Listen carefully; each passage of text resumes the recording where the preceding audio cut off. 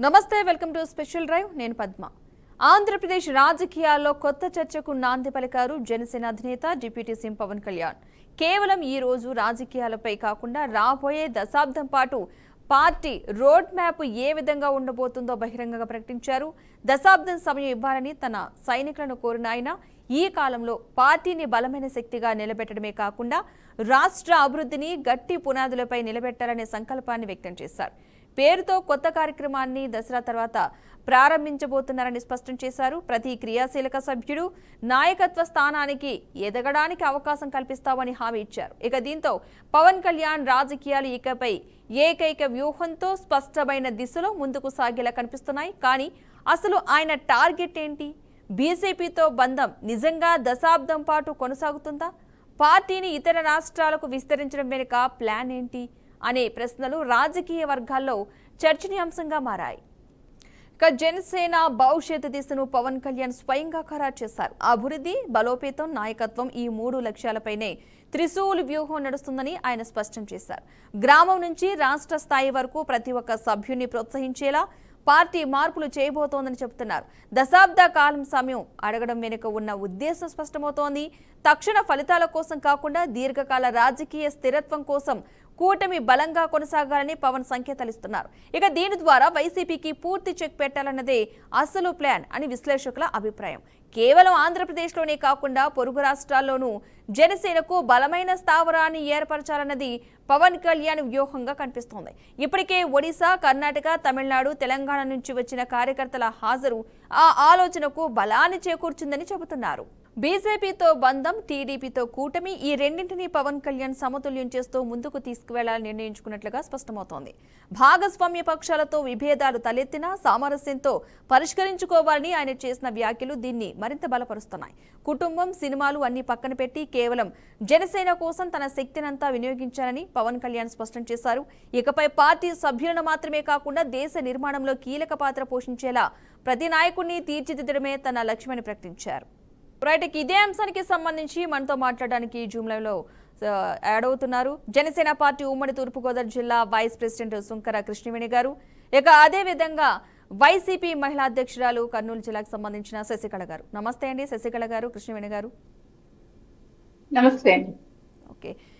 Okay Krishnaveni గారు, జనసేన పార్టీకి సంబంధించిన వ్యక్తిగా మిమ్మల్ని ఫస్ట్ స్టార్ట్ చేస్తున్నా. పవన్ కళ్యాణ్ వ్యాఖ్యల యొక్క సారాంశం ఏంటి? అంటే ఏ విధంగా పార్టీని ముందుకు తీసుకెళ్ళడానికి జనంలోకి, అంటే ఒక స్టేట్కే కాకుండా మిగతా స్టేట్స్ కూడా విస్తరించే ప్రయత్నం అని అనుకుంటున్నారు ఒక మీ మాటల్లో?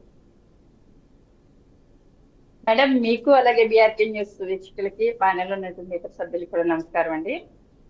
మా అధినేత పవన్ కళ్యాణ్ గారు వెంట మేము సుదీర్ఘంగా 12 సంవత్సరాలు అవుతున్నాం మా పార్టీ స్థాపించి. 12 సంవత్సరాల నుంచి కూడా నడుస్తూనే ఉన్నాము, నడుస్తూనే ఉంటాం. అంటే ఆయన మమ్మల్ని రాజకీయాల్లోకి వచ్చినప్పుడే చెప్పారు, 25 ఏళ్ల ప్రస్థానం కోసం నేను ఒక భవిష్యత్తు తరం నిర్మాణం కోసం పార్టీని స్థాపిస్తున్నానని చెప్పడం జరిగింది. అంటే చాలా సార్లు ఆయనతో ఇంటర్నల్ గా మీట్ అయినప్పుడు కానీ పార్టీ నిర్మాణం గురించి అడిగినప్పుడు కూడా మా అధ్యక్షులు గారు ఒకే మాట చెప్పేవారండి, పార్టీ నిర్మాణం అనేది ఒక్క రోజులో అయిపోయేటువంటి ఇతర పార్టీలా కాదు, మన జనసేన అనేది అంచెంచెలుగా చేసుకుని వెళ్దామమ్మా, ప్రతిదీ కూడా ఒక ఫిల్టరైజేషన్ ప్రకారం చేసుకుని వెళ్దామని ఆయనకు ఒక స్పష్టమైనటువంటి అవగాహన ఉందండి. అంటే ఏ రాజకీయ నాయకుడు కూడా ఇప్పటికొచ్చి ఇలాంటి ప్రయత్నం చేయలేదు. ఇప్పుడు కూడా అంటే డబ్బున్న వాళ్ళు, వారసత్వ రాజకీయాలు, వారసత్వ కుటుంబాల నుంచి వచ్చినటువంటి వ్యక్తులుగా మాత్రమే రాజకీయ ప్రాధాన్యత ఉండి వాళ్ళు రాజకీయంగా నిలదొక్కునేటువంటి పరిస్థితి. కానీ జనసేనలో అలా కాదండి. అందరూ కూడా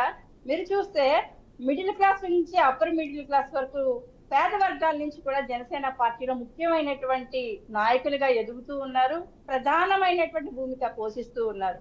అంటే మా అధినేత పవన్ కళ్యాణ్ గారు 2 చోట్ల కూడా 2019లో ఓడించబడినప్పటికీ కూడా ఆయన ఎక్కడికి పారిపోలేదు. సైన్యాన్ని వదిలేసిన పారిపోయినటువంటి సైన్యాధ్యక్షుడు కాదు మా అధినేత పవన్ కళ్యాణ్ గారు. అంటే అప్పుడే మేము అధికారంలోకి వచ్చి సంవత్సరం దగ్గరకు అవుతున్నప్పటికీ కూడా మేము ఎందుకు మా పార్టీ అభివృద్ధి మీద దృష్టి పెట్టలేదు మా అధినేత పవన్ కళ్యాణ్ గారు అంటే, ప్రజలు ఎవ్వరికి ఇప్పటికొచ్చి రాజకీయ చరిత్రలో ఏ పార్టీకి ఇవ్వనటువంటి దేశంలోనే ఒక మ్యాండేటరీ ఇచ్చారు, 100% స్ట్రైక్ రేట్ ఇచ్చారు. మా అధినేత పవన్ కళ్యాణ్ గారికి కానీ కింద ఉన్నటువంటి క్యాడర్ కానీ ఒక క్లారిటీ ఉందండి, మా నాయకులు కానీ ఒక క్లారిటీ ఉంది. ఆ క్లారిటీ మీద ఇప్పటి వరకు వెళ్ళడం జరిగింది. ఈ సంవత్సరంన్నర నుంచి కూడా ప్రజలకు ఏం చేయాలి అంటే మన్యం ప్రాంతాల్లో కూడా వాళ్ళ రోడ్లు వచ్చినటువంటి పరిస్థితి.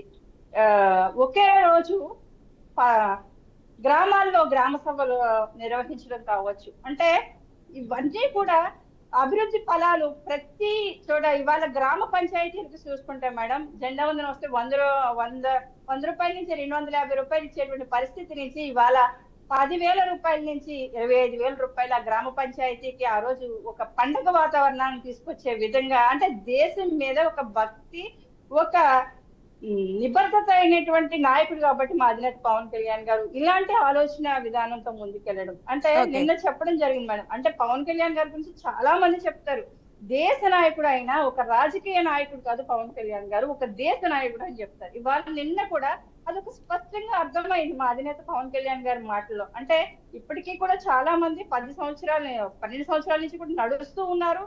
11 సంవత్సరాలు కంప్లీట్ చేసుకొని మేము 12 సంవత్సరాలకు అడుగు పెట్టినప్పటికి కూడా నడుస్తూనే ఉంటారు అని మాత్రం నమ్ముతున్నాం మేడం. ఎందుకంటే మా అధినేత ఎప్పుడు కూడా వదిలేసి పారిపోయేటువంటి వ్యక్తి కాదు. అంటే నన్ను నలుగురు మోసుకొని వెళ్లే వరకు కూడా జనసేన పార్టీని వదిలేటువంటి పరిస్థితి లేదు, క్యాడర్ని వదిలేటువంటి పరిస్థితి లేదని ఆయన కుటుంబాన్ని, సినిమాల్ని, ఆయన స్టార్ ఇమేజ్ ని అన్నిటినీ పక్కన పెట్టి మా అధినేత ప్రజల కోసం నిలబడ్డారు. ప్రజల కోసం నిలబడినటువంటి వ్యక్తి వెనకాల మేమందరూ కూడా నిలబడే ఉంటాం కూడా. ఎందుకంటే రాజకీయాల్లో దేశంలోనే విస్తరించబోతున్నటువంటి పార్టీ అని కొంతమంది ఎగతాళి చేస్తున్నటువంటి పరిస్థితి. కానీ అది పూర్తిగా జనసేన గురించి ఎంత తక్కువ అంచనా వేసుకుని, ఎంత తప్పుడు అంచనా వేసుకుని వైసీపీ లాంటి పార్టీలు ఎలాగా బోర్ల పడ్డాయో చూసాము. అలాగే ఒక వ్యక్తిని తక్కువ అంచనా వేయొద్దని మాత్రం నేను చెప్తానండి. విమర్శించే వాళ్ళకి కూడా చెప్తాను, పవన్ కళ్యాణ్ గారిలో ఉన్నటువంటి శక్తి, అది ఆ ఎనర్జీ అందరికీ వస్తుంది. మాకు ఒక సూర్యుడు చూడండి, ఒక సూర్యకాంతితో మొత్తం సోలార్ ఎనర్జీ ఎలా వస్తుందో, అలాగే ఆ సూర్యకాంతి ప్రశ్నించినప్పుడు మనుషుల్లో కొత్త ఎనర్జీ ఎలా వస్తుందో, పవన్ కళ్యాణ్ గారు ఉన్న చోట కూడా సేమ్ అలానే ఉంటది.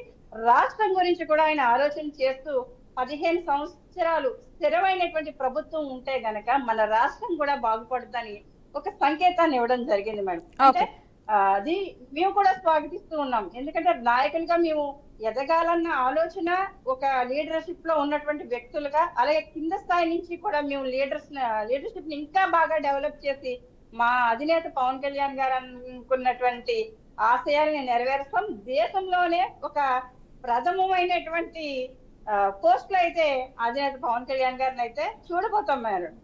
త్వరలో అయితే ఓకే శశికళ గారు, పవన్ కళ్యాణ్ వ్యాఖ్యలు, దాని సారాంశం మీకే విధంగా అర్థమైంది? అంటే ఇప్పుడు చెప్తున్న ప్రతి ఒక్క సైనికుల్లో, జన సైనికుల్లో ఉత్సాహం నింపడమే కాకుండా వేచి చూడాలి, ప్రతి దానిలో కూడా నీతి నిజాయితీగా ఉండాలి, ఎలా ఎదగాలి, ఎలా ప్రయత్నాలు చేయాలని చెప్తున్నారు.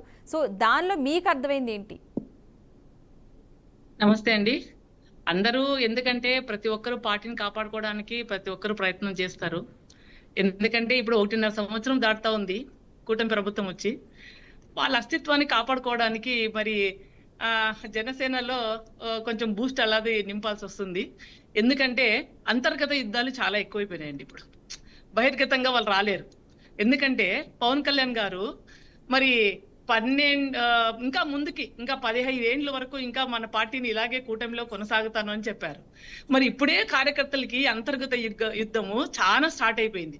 ఎందుకంటే పవన్ కళ్యాణ్ గారితో ఇంకా ఈ రోజు బాగైతాము, రేపు బాగైతాము, ఇంకా వచ్చే నెల బాగైతాము అని కొద్దిగా చాలా ఆశలు ఉన్నాయి. ఎందుకంటే గత 10 ఏళ్లుగా ప్రతి ఒక్క కార్యకర్త, జనసేన కార్యకర్త ఎన్నో ఆశలు పెట్టుకున్నారు పార్టీలో ఉన్నప్పుడు. అదే విధంగా మరి పార్టీలో ఉన్నప్పుడు పదవి లేనప్పుడే మా జనసేన నాయకుడు ఎంతో పోరాటం చేశాడు, మా కోసము ప్రజల కోసం ఎంతో యుద్ధం చేస్తున్నాడు. మరి ఇంకా పదవి వచ్చిన తర్వాత, మా పార్టీ వచ్చిన తర్వాత ఇంకా ఎంతో మందికి ఇంకా ఎంతో మేలు చేయగలడనే నమ్మకం చాలా ఉన్నింది.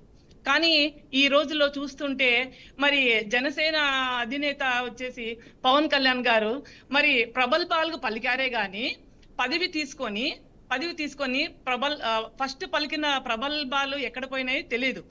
పదవి వచ్చిన తర్వాత ఏకదం సైలెంట్ అయిపోయినారు. ఆయన యుద్ధం ఎక్కడ చేశారు తెలుసా? గత 10 ఏళ్లుగా నేను పార్టీని తెచ్చుకోవాలి, పార్టీని గెలిచాలి, ఒక్కసారి నన్ను గెలిపియండి అని చాలా రిక్వెస్ట్ చేసుకొని పాపము ప్రజల అభిమానంతో గెలిచారు.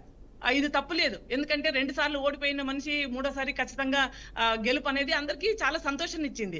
ఇప్పుడు గెలిచిన తర్వాత మాకు ఎంత చేస్తారని యువకులు కానీ జనసేనలు కానీ మరి జనసేన నాయకులు అందరూ చాలా మంది సంతోషపడినారు. కానీ ఇప్పుడు మాత్రం ఏమైతుంది, పదవి వచ్చిన వెంటనే సైలెంట్ అయిపోయారు. అది ఎందుకు సైలెంట్ అయిపోయారా? ఇప్పుడు మరి పదవికి ముందు 36,000 మంది మరి మహిళలు కనుమరుగైపోయినారు. నేను 10 వచ్చిన వెంటనే ఆ 36,000 మంది మహిళలను తీసుకొని వస్తాను. మరి అదే విధంగా ఒకసారి మీరు ఎన్నికల వీడియోలో చూసుకుంటే మరి వాలంటీర్లు ప్రతి ఇంటికి పోయి ఎంతో మంది మోసాలు చేస్తున్నారు, మహిళలను చేపట్టుకొని లాగుతున్నారు, అట్లా లాగుతున్నారు, ఇట్లా లాగుతున్నారు అన్నారు. ఎప్పుడు?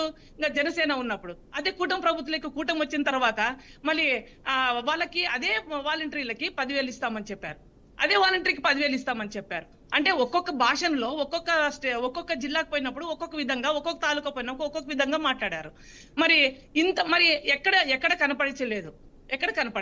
మరి ఇంతమంది ఉన్నప్పుడు మొన్న జరిగిన మూడు రోజుల కార్యక్రమాల్లోన సేనాని అనే కార్యక్రమాల్లో మనం అందరూ చూసాము.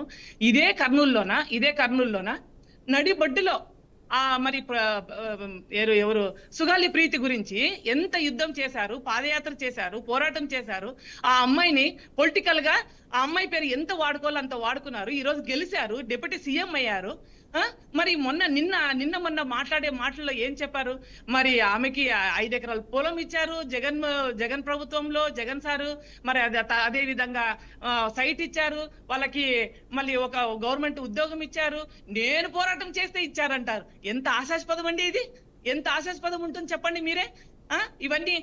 ఇవి ఒక డిప్యూటీ సీఎం హోదాలో ఉండి నేను ఏం మాట్లాడాలి, ఏం మాట్లాడకూడదని. మరి ఇప్పుడు మేము పోరాటం చేస్తేనే, మేము కూడా రైతు పోరాటం చేసాము, యువక పోరాటం చేసాము, మళ్ళీ ఇది కరెంటు పోరాటం చేసాము. మరి మేము చేస్తేనే ఇచ్చారు. ఇప్పుడైతే మేము పోరాటం చేస్తేనే ఇచ్చారా? ప్రజలు ఈ రోజు రైతులు యూరియా లేక అల్లల్లాడిపోతున్నారు. మహిళా రైతులు అదే విధంగా ఎక్కడ చూసినా అదే జగన్ ప్రభుత్వంలోన ఎక్కడే గాని 5 సంవత్సరాల్లో గాని ఖరీఫ్ గాని ఎక్కడే గాని రైతులు తొందరపాటు గాని, రైతులు మళ్ళీ కష్టపడడం గాని మీరు ఎక్కడ చూడలేదు. 5 సంవత్సరాల దాఖలాలు ఎక్కడ దాఖలేదు. ఈ రోజు ఎక్కడ పోయినా ప్రతి పల్లెలోన ఈ రోజు పొలాల్లో పనులు ఇడిచిపెట్టి కూలీ పని ఇడిచిపెట్టి కూలీలను ఒకటి అక్కడ వదిలేసి మరి పొలాల్లోన లేకున్నట్ల వచ్చి ఎక్కడ యూరియా ఆఫీస్ దగ్గర, మళ్ళీ రైతు భరోసా ఆఫీస్ దగ్గర అక్కడంతా కంప్లీట్ గా నిలబడిన పరిస్థితి ఈ రోజు చూస్తున్నాం మనం.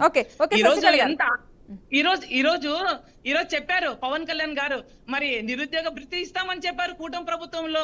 ఎక్కడ పోయినా మరి అదే విధంగా మరి ప్రతి మహిళకి 1,500 ఇస్తామని చెప్పారు. 50 ఏళ్లకే మరి పెన్షన్ ఇస్తామని చెప్పారు. మరి ఇవన్నీ ఎక్కడ పోయినాయి? ఫ్రీ బస్ అంటున్నారు. ఈ రోజు ఫ్రీ బస్ వచ్చి వారం రోజులైంది. ఎన్ని గలాట్లయితేనే మనం చూస్తున్నాము. మరి స్కూల్ పిల్లలకి కూర్చోడానికి ప్లేస్ లేకుండా పోతుంది. అంటే శశికళ గారు ఫ్రీ బస్ వద్దంటున్నారా మీరు? ఫ్రీ బస్ ఎందుకండి? దేనికోసం అండి ఫ్రీ బస్? దేనికోసం చెప్పండి? ఫ్రీ బస్ దేనికోసం చెప్పండి? అప్పుడు దాని బదులు పిల్లలకి ఏమన్నా మరి ఫీజు రియంబర్స్మెంట్ కానీ ఇంకోటి కానీ దేనికన్నా ఇంకా ఎన్నో చేయొచ్చు కదండి. హాస్పిటల్ చేయొచ్చు. నాడు నేడు కార్యక్రమంలో చేశారు, జగన్ సార్ చేశారు. నాడు నేడు కార్యక్రమంలో స్కూల్ ఎంత అద్భుతంగా చేశారు. నాడు నేడు కార్యక్రమంలో మళ్ళీ హాస్పిటల్స్ ఎంత బాగా చేశారు. ఇవన్నీ ఇంకా చేసేట్టు చాలా ఉన్నాయి కదండి. అవన్నీ చేయొచ్చు కదా. మెడికల్ కాలేజెస్ ఉన్నాయి కదండి, ఎందుకు ఓపెన్ చేయడం లేదు? జగన్ సార్ ప్రభుత్వంలో 17 యాక్చువల్ గా సూపర్ 6 హామీల అమల్లో భాగంగా శశికళ గారు ఓకే, సూపర్ 6 హామీల్లోని మహిళలకు ఉచిత బస్సు అన్న ఒక హామీని యాడ్ చేసినప్పుడు మహిళలు ఇష్టపడే కదా మరి ఓటేసినట్టే కదా. మరి అది ప్రైవేటీకరణ చేయాలని ఎందుకు అంటున్నారు? హాస్పిటల్ ఈ రోజు హాస్టల్ పోతే, బీసీ హాస్టల్ పోతే, కస్తూర్బా హాస్టల్స్ పోతే ఫుడ్ ఎలా ఉందో, ఎంత మంది పిల్లలు అడ్మిట్ అవుతున్నారు మనం చూస్తూనే ఉన్నాము. వారంకొక హాస్టల్, ప్రతి పిల్లలు ఎంత ఇబ్బంది పడుతున్నారు హెల్త్ గా. ఫుడ్ పాయిజన్ అవుతుంది అమ్మ పిల్లలకి అందరికి మనం చూస్తూనే ఉన్నాము. అంటే రీసెంట్ గానే అవుతుందంటారా, గతంలో అవ్వలేదంటారా? గతంలో ఎప్పుడు కాలేదండి. గతంలో ప్రతి ఒక్క దానికి తూజా తప్పకుండా. ఎందుకంటే గతంలో డీబీటీ ద్వారా ఏ పథకమైనా డైరెక్ట్ గా మహిళా పథకం మహిళలకే, విద్యార్థుల పథకం విద్యార్థులకే చేరింది, రైతు భరోసా రైతులకే చేరింది. ఎక్కడ గాని మధ్యలో ఎవరు ఆటంకాలు లేకుండా అట్లా డైరెక్ట్ వాళ్ళ అకౌంట్ లో పడినాయి. ప్రతి ఒక్కరు సంతోషపడినారు. ఈ రోజు ఎన్ని పథకాలు వచ్చేటివి ఈ రోజు. రైతు భరోసా వచ్చేది, మళ్ళీ చేయూత వచ్చేది, ఫీజు కట్టేది వచ్చేది ప్రతి పిల్లలకి అందరికి. ప్రతి ఇంట్లో 4-5 పథకాలు ప్రతి ఒక్కరు తీసుకునే వాళ్ళు ఈ రోజు. రైతు భరోసా వచ్చేది, బీమా వచ్చేది. ఈ రోజు బీమా కట్టాలంటే బీమా లేదు ఈ రోజు. రైతు బీమా లేదు ఈ రోజు. వీళ్ళే రోడ్ ఎక్కుతారు, ఫ్రీ బస్ ఇవ్వలేదని వీళ్ళ పార్టీ హ్యాండిల్ దగ్గర నుంచి బయట కూడా మహిళలు రెచ్చగొట్టి వీళ్ళే వ్యాఖ్యలు చేస్తూ ఉంటారు. ఇదే ఫ్రీ బస్ ను ఉపయోగించుకొని వాళ్ళ మహిళలు చిన్న చిన్న ఉద్యోగాలు చేసుకునే వాళ్ళండి, చిన్న వ్యాపారాలు చేసుకునే వాళ్ళు, వీళ్ళందరూ కూడా డైలీ ఆ బస్ లో వెళ్ళి రావడం వల్ల వాళ్ళ ఆర్థికంగా నిలుపుకోవడానికి కూడా బస్ ఛార్జీ లేకపోవడం వల్ల రోజుకి 100 రూపాయల నుంచి 150 రూపాయలు మిగులుతున్నటువంటి పరిస్థితి.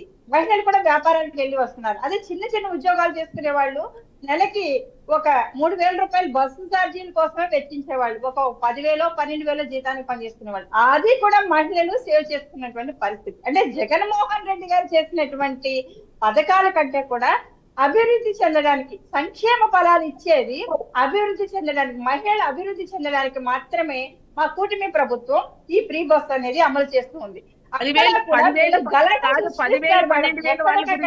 వీళ్ళు ఏంటంటే పేడ్ ఆర్టిస్టులను పెట్టి ఎక్కడికక్కడ ఫ్రీ బస్ లో ఖాళీ లేదు, లేకపోతే ఇబ్బంది పడుతుంది. ఇది వరకు కూడా స్టూడెంట్స్ విషయంలో ఇబ్బందులు పడినటువంటి పరిస్థితి ఉంది. వేలాడుతూ వచ్చేవాళ్ళు. జగన్మోహన్ రెడ్డి గారి ప్రభుత్వంలో కూడా ఆ రోడ్లు కూడా బాగుండేవి కాదు, ఎన్నో యాక్సిడెంట్లు జరిగేవి, పిల్లలకి చాలా ప్రమాదాలు కూడా గురవుతున్నాయి. ఇవాళ ఆ పరిస్థితి లేదు. క్లియర్ గా బస్సులు పెంచడం జరిగింది. అలాగే రోడ్డు పైన వచ్చేటప్పుడు కూడా పరిశుభ్రమైనటువంటి రోడ్లు, మంచి రోడ్లు కూడా నిర్మించడం జరిగింది. అలాగే జగన్మోహన్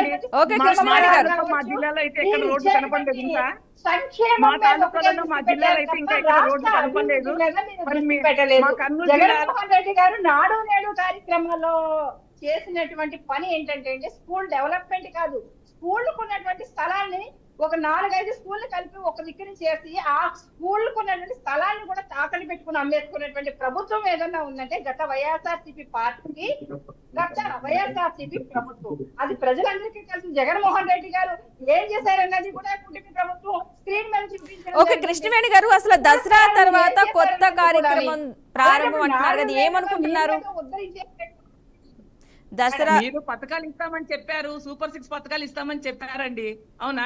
తూతు మంత్రంగా ఇచ్చారు. 1 సంవత్సరం కంప్లీట్ గా ఎకనామకం పెట్టేశారు ప్రజలకి. అవునా? ప్రజలు మోసం చేసినట్టు కాదా ఇది? మీరు చెప్తున్నారు ఈ స్కూల్ తీసుకొని పోయి ఆ స్కూల్లోకి వేసినారని చెప్పేసి. పాత పడిన స్కూల్స్ ముందు జగన్ ప్రభుత్వం కంటే ముందు ప్రభుత్వంలోనా స్కూల్ పడిపోయిన స్కూల్ తీసేసి కొత్త స్కూల్లో చేర్పించారు అందరినీ. ఈ రోజు అలాగే కూటమి ప్రభుత్వం చేయలేదండి. అధికారంలోకి వచ్చిన వెంటనే వాళ్ళకి ఇస్తారనేటువంటి 4,000 పెన్షన్ ఇవ్వడం జరుగుతుంది. అలాగే వాళ్ళకి అప్పటికే కూడా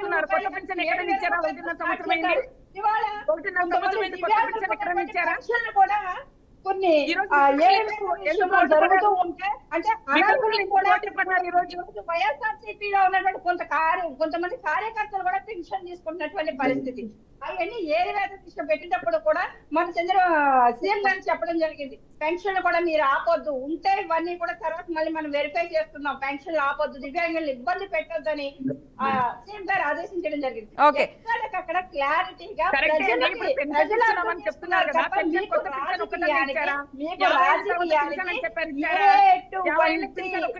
ఎటువంటిది దొరకట్లా. మీరు గలాటా కూటమి ప్రభుత్వం నుంచి తప్పులు దొరకడం లేదు. తప్పులు చేయనప్పుడు తప్పులు మీరు ఎలా పట్టుకుంటారు కూటమి ప్రభుత్వం నుంచి చెప్పండి? ఎలాగా? రాజకీయం చేయడం, ప్రజా సేవ చేయడం వచ్చు. కూటమి ప్రభుత్వానికి ఏంటంటే ప్రజా సేవ చేయడం వచ్చు. సుగాలి ప్రీతి అమ్మగారి విషయం మీరు మాట్లాడుతున్నారు. సుగాలి ప్రీతి అమ్మగారి విషయం పవన్ కళ్యాణ్ గారు గడరెత్తకపోతే దేశంలో ఏ మూలకన్నా తెలిసేదా? జస్టిస్ ఫర్ సుగాలి ప్రీతి అనేటువంటి హ్యాష్ ట్యాగ్ మొత్తం అంతా కూడా ప్రపంచం అంతా కూడా దాన్ని సపోర్ట్ చేసింది. ఆ కుటుంబానికి న్యాయం జరిగిందంటే మా అధినేత పవన్ కళ్యాణ్ గారు రోడ్డు మీద చెప్పండి ఏం చేశారు చెప్పండి మీ పవన్ కళ్యాణ్ చెప్పండి ఏం చేశారు చెప్పండి. సుగాలి ప్రీతి కుటుంబానికి ఏం న్యాయం చేశారు జగన్మోహన్ రెడ్డి గారు? చేసినప్పుడు ఒక మాట మెదగలేదండి. ఏం మాట్లాడుతున్నారండి? పవన్ కళ్యాణ్ గారు ప్రశ్నించారు చెప్పండి ఏం పవన్ కళ్యాణ్ చేశారు? గారు ఆ విషయాన్ని వెలుగులోకి తీసుకొచ్చారు కాబట్టి జగన్మోహన్ రెడ్డి గారు ఆ రోజు ప్రభుత్వం చేత ఆ రోజు పవన్ కళ్యాణ్ గారు చేయించగలిగారు. ఏం చేశారండి పవన్ కళ్యాణ్ ఒక్క చెప్పండి. సుగాలి ప్రీతికి ఏం చేశారు చెప్పండి ప్లీజ్. మాకైతే తెలియదు, మీరు చెప్పండి. సుగాలి ప్రీతి విషయం గురించి ఆయన ఏదో రాజకీయంగా సుగాలి ప్రీతి పేరు ఆయన లబ్ధి పొందారు కానీ ఆ అమ్మాయికి మాత్రము వాళ్ళ తల్లిదండ్రులకు మాత్రము కడుపు కోసం మిగిలిస్తున్నారు కానీ వాళ్ళకు కూడా సుగాలి ప్రీతి విషయంలో జరిగినటువంటి ఆ నిందితులకి ఆ దోషులకి శిక్ష పడాలని జగన్మోహన్ రెడ్డి పడిందా అండి? వ్యక్తి కాదండి. దోషులు ఎవరైతే ఉన్నారో 2017లో కూడా మళ్ళీ ఆ ఫైల్ ని కదిపి మళ్ళీ అధికారులు ఆ కేసును ముందుకు తీసుకెళ్లే విధంగా మా అధినేత పవన్ కళ్యాణ్ గారు గెలిచిన తర్వాత ఆ తల్లిని పిలిపించి మాట్లాడడం జరిగింది. గాలి చెప్పండి ఏం జరిగింది చెప్పండి. చాలా 100 రెట్ల బెటర్ సరే ఏం జరిగింది, ఎంతవరకు న్యాయం జరిగింది చెప్పండి. సుగాలి ప్రీతి గారి తల్లిని మీరు వాడుకుంటున్నారు. మా అధినేత పవన్ కళ్యాణ్ గారు సుగాలి ప్రీతి కేసు విషయం రాజకీయానికి వాడుకోలే. బాలికలు ఎవరికైనా సరే ఇలాంటి ఇన్సిడెంట్ జరిగినప్పుడు దోషులందరికీ శిక్ష పడాలని మా అధినేత జగన్ సారు ప్రీతి సుగాలికి 5 ఎకరాల పొలం కోట్ల విలువ చేసే పొలం ఇచ్చారు. మళ్ళీ గవర్నమెంట్ జాబ్ ఇచ్చారు. అదే విధంగా పవన్ కళ్యాణ్ గారు ఏం చేశారో చెప్పండి. పవన్ కళ్యాణ్ గారు ఏం చేశారో చెప్పండి. భూమి కూడా వాళ్ళకి ఇవ్వలేదు. ఎవరికి సెంటు భూమి కూడా ఇవ్వలేదు సుగాలి ప్రీతి కుటుంబానికి. ఎవరో చెప్తే మా అధినేత ఇవ్వరండి, ఎవరో చెప్తే ఇవ్వరు. అన్యాయాన్ని ఖండిస్తారు ఆయన. రాజకీయానికి ఖండిస్తారు. ఎవరో చెప్తే ఎవరో పోరాటం చేస్తే ఇవ్వడు. మరి మీరు ఎందుకు ఇవ్వట్లేదండి? ప్రభుత్వం తరఫున వచ్చేలా చేసింది పవన్ కళ్యాణ్ గారు. మీరు 100 వాదించినా అది సుగాలి ప్రీతి మీరు కొట్టుకుంటున్నారు.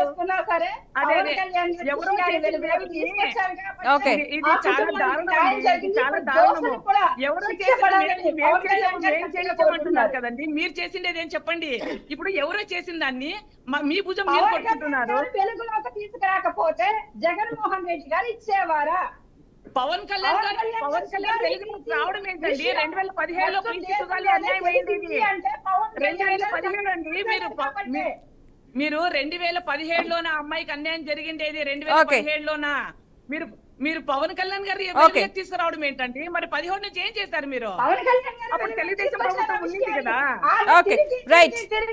ప్రతి చోట అలిసిపోతే మా అధినేత పవన్ కళ్యాణ్ గారు ఓదార్పుగా నిలబడ్డారు, ఆమెకు అండగా నిలబడ్డారు, అన్ని విధాలా సపోర్ట్ చేశారు. పవన్ కళ్యాణ్ గారు శశికళ గారు, సాయం చేసేటువంటి పరిస్థితి. కృష్ణవేణి గారు రైట్ అండి.